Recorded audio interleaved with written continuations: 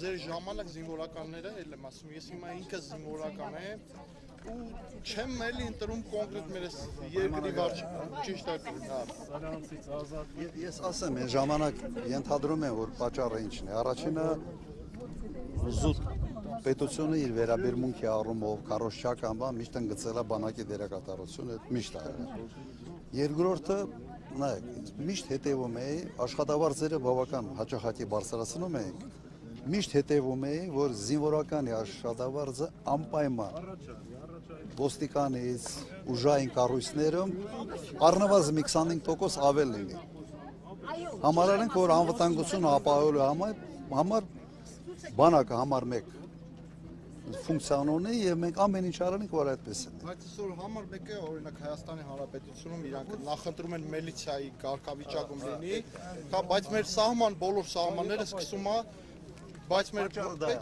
պատճառը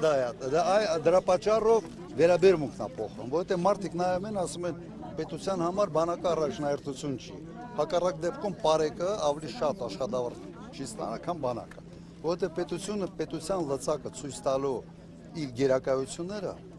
առաջերտին աշխատավարձներն է, արտոնություններն է, վերաբերմունքի բանն է, պարգևադրումներ եւ այլ։ Հիմա եթե համեմատենք պարգևավճարները ոստիկանությունում, հատկապես գիտեք ոստիկանության որ մասը, ոչ թե այն մասը, որը հանցավորության դեմ է պայքարում, այն մասը, որ բերետավորներ, որ քաղաքական ավելի շատ քաղաքական ճնշումների մահակը նորմալ վարձատրվում է։ Բայց մեր սահմանը սկսում է հենց առաջինը սահմանը։ Հիմա առաջինը երկը, ճիշտ է։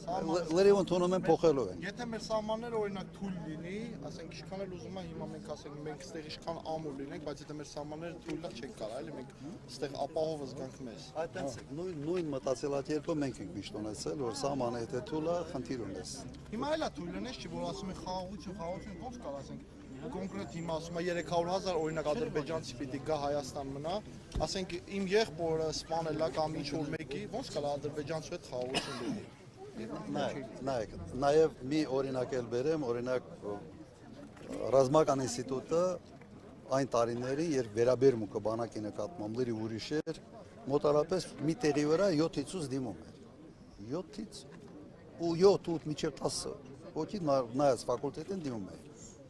Հիմա պրոբլեմա, հիմա ով դիմում է ընդունում է։ Որովհետև բան չկա, զինվորական վերաբերմունքը չկա։ Հիմա կոնկրետ մեկ ծառայում, ես կոնկրետ ծառայում եմ, հիմա արձակուրդի մեջ եմ, գոսպիտալու արձակուրդի մեջ եմ, դրա համար ասենք հաշվով։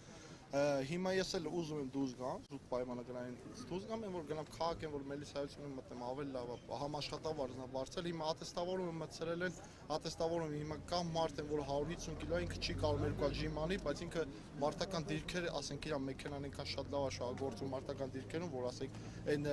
նոր ընդունված պաշտպան հայրենիցը չի կարող ինքը մարտական դիրքերում վարել։ Դա էլ է վերաբերմունքը, որովհետև այն կառույցները, որոնք կապված են այլ ֆունկցիաների հետ, դատախազություն, քննչական կոմիտե եւ այլն, ոչ մի ատեստավորում չկա։ Հենց միանգամից աշխատավարձերը բարձրացնում են, վերջ։ Բայց բանակից ատեստավորում են ուզում, ուսուցիչից ատեստավորում են ուզում։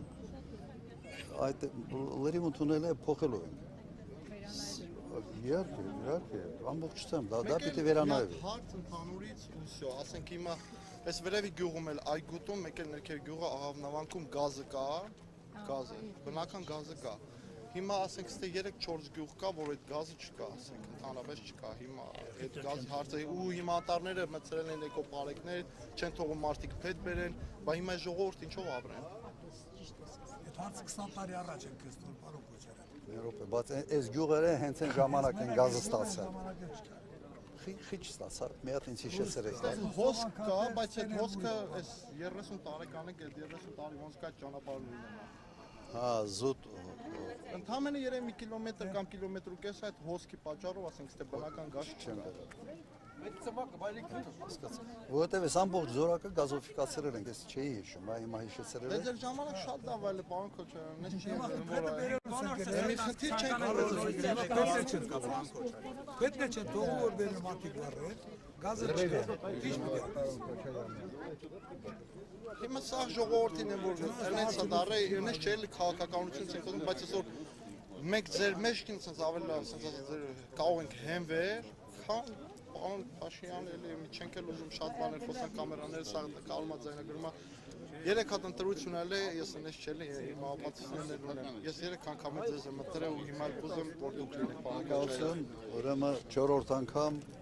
նորից ձեզ ենք ընտրել եւս Հաստատ ու մեկ էլ այսքան ժամանակ իմ բանը արմացե որ ոնց հալի Սերժ Սարգսյանը ասենք իր այդ մանդատը տվե Նիկոլականի չէ դե հիմա Չեխի ասենք խիա տվե որ ասենք այսօր այն ժամանակ ունեցել ենք Ղարաբաղի հիմա ասենք ես Ղարաբաղ եմ ծառայ ու ասենք այնպես չէ հիմա շատ վիշտ կարելի ասել Մարտունի 2-ում է Մոնթեյզը ասում հա հենց Մոնթեյզը Շուշուտ տենանք, սա էտեր շուշուտ, ընտրությունից ընտրություն չտենանք։ Հիմա այդ թեմայի մեջ չխորանամ չէ դե հիմա չէ ով ու մանդատը հանձնեց Քոչարյան։ հա չխորանամ